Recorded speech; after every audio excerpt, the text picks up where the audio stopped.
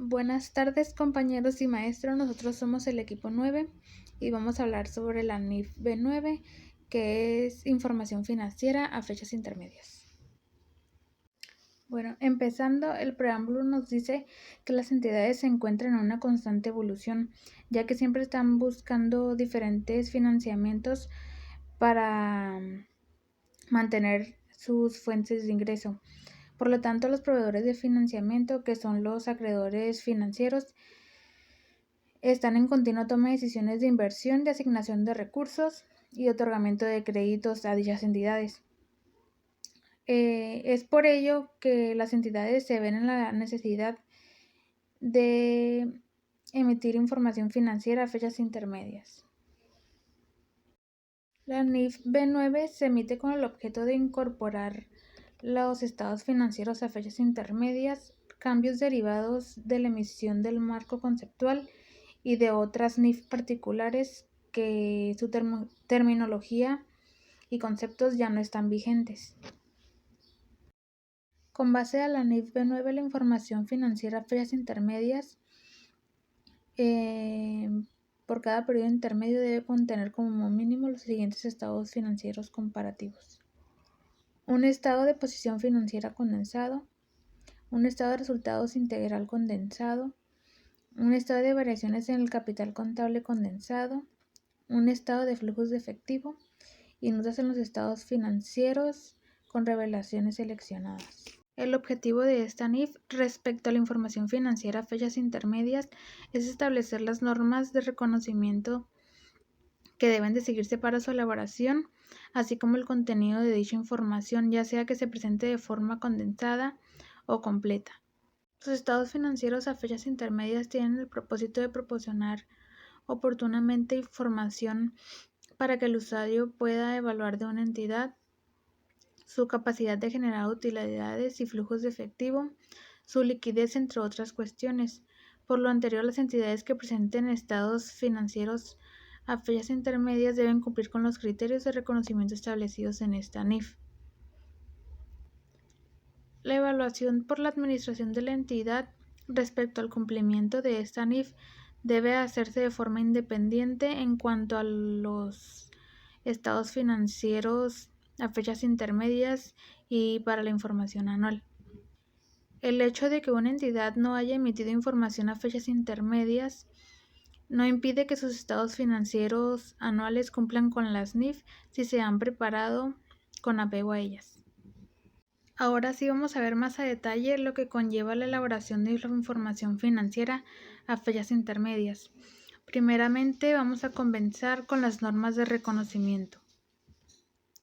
La primera son las políticas contables, que son iguales para elaborar la información anual. En la elaboración de la información financiera a fechas intermedias se deben de aplicar las mismas políticas contables que se aplican para la elaboración de la información financiera anual, a menos que haya habido cambios en el último informe anual de las políticas contables que se utilizan en la entidad. La información financiera a fechas intermedias no debe de afectar de ninguna manera las cifras de los términos anuales. Esto es debido a que el periodo intermedio sigue siendo parte del periodo anual. Las valuaciones efectuadas desde el principio del periodo anual hasta el final del cierre del periodo intermedio pueden implicar revisión y ajuste. Sin embargo, las políticas de reconocimiento de activos, pasivos, capital contable, patrimonio contable, ingresos, costos y gastos en periodos intermedios deben ser las mismas que en los estados financieros anuales. A continuación voy a dar un ejemplo. Un ejemplo de esto es los inventarios. El importe reconocido de manera intermedia siempre será histórica, lo cual quiere decir que de ninguna manera va a afectar al correspondiente al finalizar el ejercicio. Por operaciones cíclicas, estacionales u ocasionales. Los ingresos por actividades ordinarias que se generen en forma cíclica, estacional u ocasional dentro del periodo contable anual no deben reconocerse anticipadamente o en forma diferida dentro de la información financiera a fechas intermedias. En cualquier caso, los ingresos deben reconocerse cuando se hayan devengado. Costos y gastos incurridos de manera no uniforme a lo largo del periodo anual. Estos costos y gastos deberán reconocerse anticipadamente o diferirse en los estados financieros a fechas intermedias, si y solo si ello resulta apropiado dentro del contexto de la información anual. Por ejemplo, si una entidad otorga a sus clientes un descuento por cierto volumen de compras anuales, este descuento debe estimarse y reconocerse desde el periodo intermedio con base en las probabilidades de que el cliente cumpla con dicho volumen. En estimaciones contables, las evaluaciones realizadas en los estados financieros anuales, como las de fechas intermedias, deben basarse en estimaciones razonables, pero la preparación de la información financiera a fechas intermedias generalmente requiere de un uso mayor de estimaciones que la información financiera anual. Que solo presenta información financiera en términos anuales debe tomar en cuenta lo siguiente: el reconocimiento de los distintos elementos de los estados financieros, la información disponible al cierre del periodo contable anual. De esta forma, las evaluaciones de las distintas partidas deben hacerse sobre la base de la fecha del cierre del periodo contable anual. Los importes de ingresos, costos y gastos que se presenten en cada periodo intermedio deben reflejar todos los cambios en las estimaciones de las partidas que han sido presentadas en los estados financieros de periodos intermedios anteriores del mismo periodo contable anual.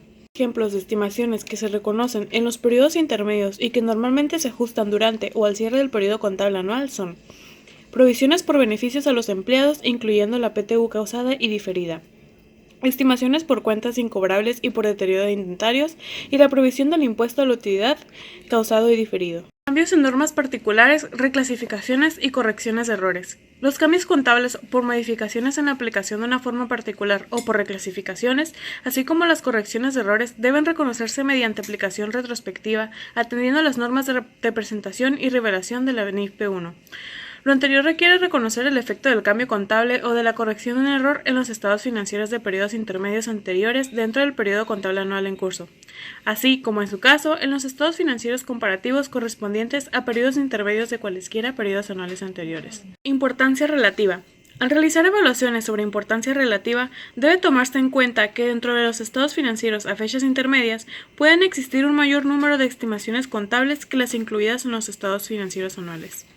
Revelar en los estados financieros anuales. Si una estimación correspondiente a una partida presentada en un periodo intermedio anterior se modifica de forma importante en el último periodo intermedio del periodo contable anual, pero no se ha emitido la información financiera por dicho periodo intermedio, la naturaleza e importe de tal modificación deben revelarse en los estados financieros anuales. Estados financieros consolidados. Si con base en la NIF B8, los estados financieros consolidados o combinados, la entidad presentó estados financieros consolidados al cierre del periodo anual más reciente. La información financiera a fechas intermedias debe presentarse en forma consolidada. Si la información anual de la entidad incluye junto con los estados financieros consolidados o los no consolidados, esta NIF no requiere ni prohíbe que se incluyan los estados financieros no consolidados en la información financiera a fechas intermedias. Utilidad por acción. Las entidades que con base en el boletín B14, utilidad por acción, revelen la utilidad por acción en sus estados financieros anuales, también deben revelar en el estado de resultados a fechas intermedias tanto la utilidad por acción básica como la diluida. A continuación les voy a hablar sobre el contenido de información a fechas intermedias. Dentro de este subtema vamos a ver los estados financieros condensados y los estados financieros completos. En la información financiera a fechas intermedias, para cumplir esta NIF, una entidad debe de presentar estados financieros completos. No obstante, en esta NIF se permite optar por presentar los estados financieros condensados en lugar de los completos. A continuación, vamos a ver los estados financieros completos. Dentro de estos estados financieros se encuentra el estado de posición financiera al final del periodo, un estado de variaciones en el capital contable por el periodo, un estado de flujos de efectivo por el periodo y notas de dichos estados financieros que mencionan las políticas contables relevantes y las notas explicativas. Esto es tomando en cuenta que es una entidad lucrativa. En caso de que no sea una entidad lucrativa, en lugar de emitir un estado de resultados y un estado de variaciones en el capital contable, se deberá de emitir un estado de actividades.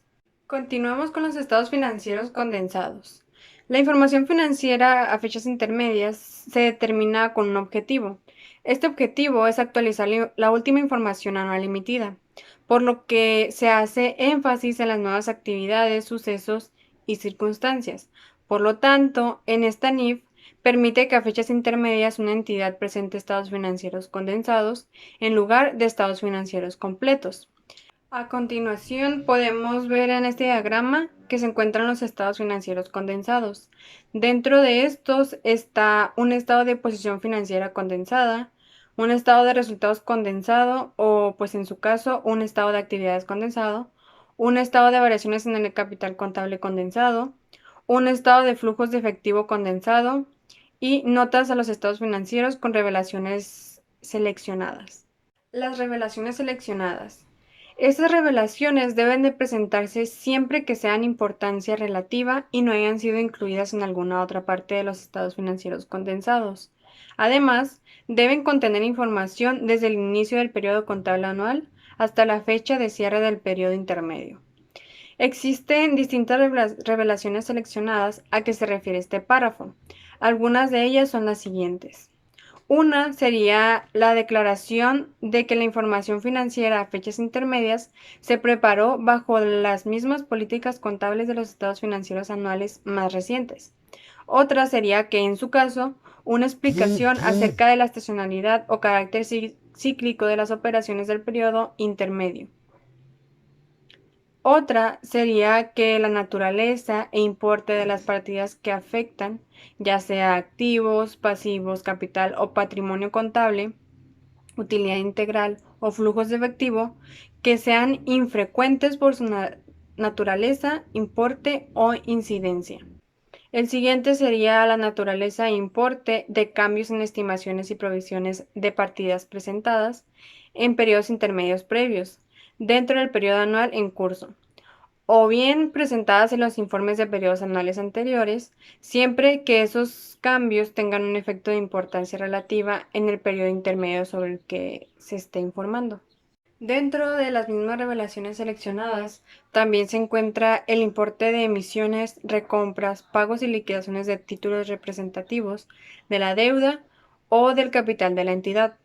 También se encuentran los dividendos pagados, ya sea como importe total o por acción, identificando por separado los correspondientes a las acciones ordinarias. Otro también sería en los casos en que la entidad revela información por segmentos en sus estados financieros anuales. En la información financiera a fechas intermedias, debe revelar cierta información por segmentos en base en la NIF B5, información financiera por segmentos. Después se encuentran los hechos posteriores al cierre del periodo intermedio y hasta la fecha autorizada por la emisión de la información financiera a fechas intermedias que, siendo de importancia relativa, no hayan sido motivo de ajustes en los estados financieros del periodo intermedio.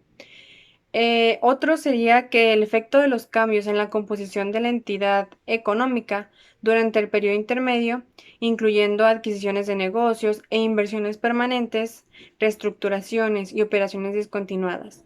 En el caso de adquisiciones de negocios, la entidad debe revelar la información que se requiere en el párrafo 99 y en el párrafo 100 de la NIF B7, adquisiciones de negocios. Y como último de estas revelaciones seleccionadas están los importes de los cambios en los pasivos contingentes y activos contingentes, desde la fecha del informe anual más reciente. Algunos ejemplos de estas revelaciones seleccionadas son los siguientes. Sería la revisión de cualquier provisión por gastos de reestructuración, las adquisiciones y disposiciones de propiedades, planta y equipo, los compromisos de compra de propiedades, planta y equipo y los pagos derivados de litigios. A continuación, vamos a hablar sobre la revelación del cumplimiento con NIF. Si la información financiera condensada a fechas intermedias de una entidad cumple con esta NIF, este hecho debe revelarse en notas. No obstante, también debe revelarse que dicha información no cumple con todas las NIF, debido a que no atiende a todos los requerimientos de presentación y revelación de las otras NIF. A continuación, vamos a ver los periodos intermedios por los que se requiere presentar información. Dentro de estos está el estado de posición financiera, el estado de resultados o de actividades, estado de operaciones en el capital contable y estado de flujos de efectivo.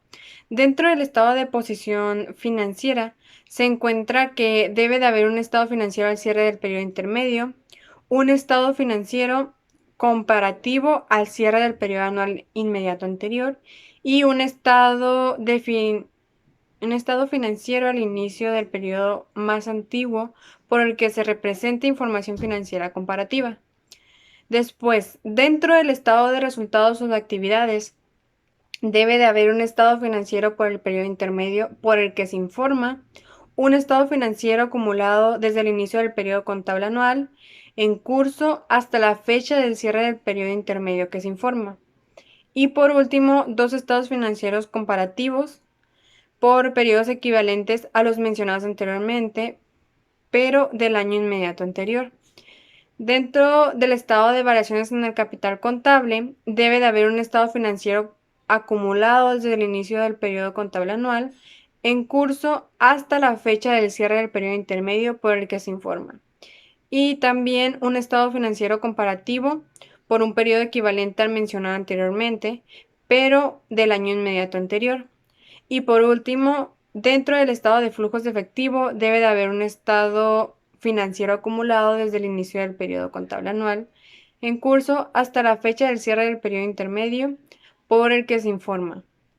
También debe de haber un estado financiero comparativo por un periodo equivalente al mencionado anteriormente, pero del año inmediato anterior.